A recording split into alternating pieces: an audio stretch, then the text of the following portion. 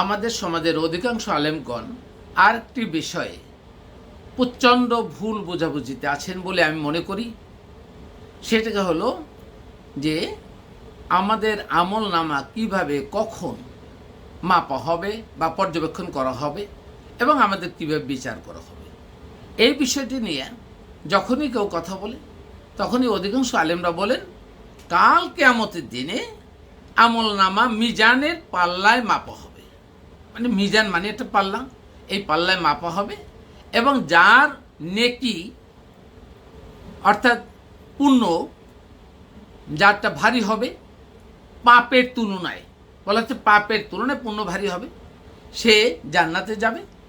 আর যার নেকি পাপের তুলনায় হালকা হবে, পাপ বেশি হবে, তিনি জাহান্নামে যাবেন। এখানে আমি আপনাদের সকলের উদ্দেশ্যে যে জিনিসটা বোঝাতে চাচ্ছি সেটা হলো আল্লাহ এই জিনিসটাকে এভাবেই বলছেন, ফাআম্মা মান সাকুলাত মাওয়াজিনুহু ফাহুয়া ফি ইশাতির রাদিয়া। হ্যাঁ, সেদিন মাওয়াজিনুহু যাদের মিজানের পাল্লা সমূহ, বলতে মিজানের পাল্লা সমূহতে যে মাপা হবে বা আমল নামার যে পরিমাণ, এইটা যারটা ভারী হবে অধিক হবে তিনি জান্নাতে যাবেন পুণ্যটা, আর যারা হালকা হবেন শূন্য হবে তারা জাহান্নামে। এখন প্রশ্ন হচ্ছে একটু বোঝার চেষ্টা করতে হবে যে একজনার যদি কিয়ামতের সময় আমরা যখন আমল করছি জন্ম থেকে মৃত্যু পর্যন্ত যে কাজ করছি এই কাজগুলো আল্লাহ যদি রেকর্ড করে রাখেন এবং এই রেকর্ডপত্র নিয়ে একবারে যদি কিয়ামতে মাপা হয়, তাহলে একজনের আমল নামা মাপার জন্য কি অধিক বা অনেকগুলো পাল্লা দরকার নাকি একটা পাল্লা হলে হতো? Just apply your common sense. নিশ্চয়ই একজনের রেকর্ডের পাল্লা মাপার জন্য একটা পাল্লা হলে যথেষ্ট ছিল, কিন্তু এই আয়াতগুলো যখন যেখানে আসছে সমস্ত জায়গায় মাওয়াজিনুহু বলা হয়েছে, মিজানুহু বলা হয় নাই। অর্থাৎ তার বা ব্যক্তির মিজানকে, পাল্লাকে, যন্ত্রকে, আমল নামা পরিমাপের যন্ত্রকে বহু বচন হিসেবে ব্যবহার করেছে, এক বচন নয়।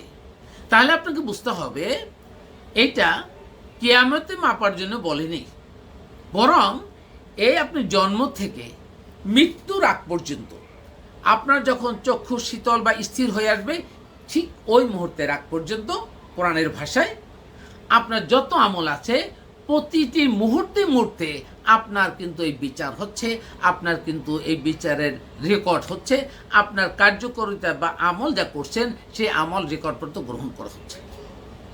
এটা আল্লাহর অতাৎক্ষণিক প্রোগ্রাম, এইটা আল্লাহ বিশেষ প্রক্রিয়ায় করে যাচ্ছেন।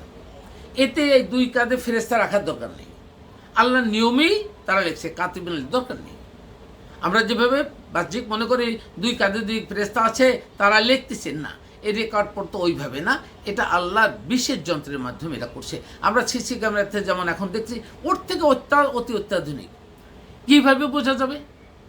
দেখুন, বোঝার পর তো হলো, ধরুন আপনি হসপিটালে গেলেন, আপনি যে ডাক্তারকে বললেন যে ডাক্তার সাহেব আমি আমার ফুল বডি চেক আপ করবো, তখন ডাক্তার সাহেব আপনার স্টুল নেবে, ইউরিন নেবে, ব্লাড নেবে, আরও চামড়া থেকে শুরু করে লালা থেকে শুরু করে অনেক কিছু নিতে পারে, অনেক স্পেসিমেন নিয়ে আপনার এই স্পেসিমেনগুলো 10টা 12টা স্পেসিমেন নিয়ে আপনাকে তারা হসপিটালে ল্যাবরেটরিতে তারা বিভিন্ন মেশিনের মাধ্যমে পর্যবেক্ষণ করেন। লালা যেটা দিয়ে পর্যবেক্ষণ করেন ওই মেশিন দিয়ে ব্লাড করে না, আবার ব্লাড যে দিয়ে করেন এটা স্কিন টেস্ট করে না, আবার স্কিন টেস্ট যেটা করেন ওটা দিয়ে মূত্র টেস্ট করে না, মূত্র যেটা দিয়ে করেন এটা স্টুল করে না। এভাবে আলাদা আলাদা যন্ত্রের মাধ্যমে পরিমাপ করা হবে, পর্যবেক্ষণ করা হবে এবং আপনার নির্দিষ্ট দিনে বলে 1 দিন বা 2 দিন পরে ভাই আপনি আসেন, আপনার রেকর্ডটা রেডি, আপনি নিয়ে যান। তখন আপনাকে একটা রেকর্ড পত্র আপনাকে ধরিয়ে দিচ্ছেন, ওইটা হলো ওই হসপিটালের আমল নামার রেকর্ড পত্র। ঠিক তেমনি আল্লাহু সারিউল হিসাব, আল্লাহ হিসাব গ্রহণ অত্যন্ত তৎপর। তাই মানব জাতির উদ্দেশ্যে বলছি, আপনার মনে করতে হবে আমি যখন এই কথা বলছি, কাজ করছি, আমি যদি কোরআন বিরুদ্ধে একটা কথা বলি অবশ্যই এটাও রেকর্ডেড হচ্ছে।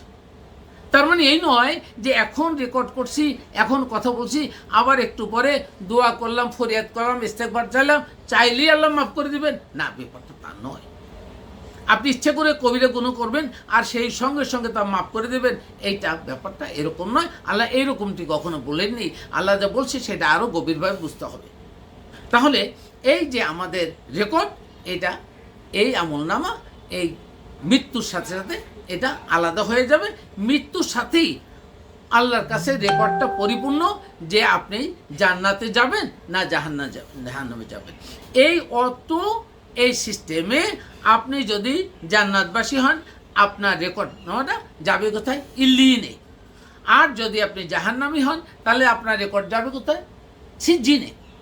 এখন বলা হচ্ছে যে এই যে রেকর্ড আপনি করছেন, পাপ এবং সব আলাদা করে মাপা হবে। দেখুন, আপনি এই আমাদের পাপটা কয়ভাবে মাপা হয়? মূলত কবিরে গুনাহ, মধ্যম কবিরে গুনার অনেকগুলো ভাগ আছে, সবেরও কিন্তু ভাগ আছে। এখন কবিরে গুনাহ যদি আপনি করেন, তাহলে আপনার পূর্বের আমল নামা সব ধ্বংস হয়ে যায়। বিষয়টি আপনার কাছে হাস্যকর অথবা আশ্চর্য মনে হতে পারে, কিন্তু বাস্তবতেই আপনি কবিরা গুনাহ একটা কবিরা গুনাহ যদি আপনি করেন, ইচ্ছা করে কবিরা করেন এবং সেটা তওবা করে যদি সেটাকে পুণ্যের মধ্যে না নিয়ে আসেন, তাহলে পূর্বের আপনার ভালো আমলগুলো ধ্বংস হয়ে যাবে।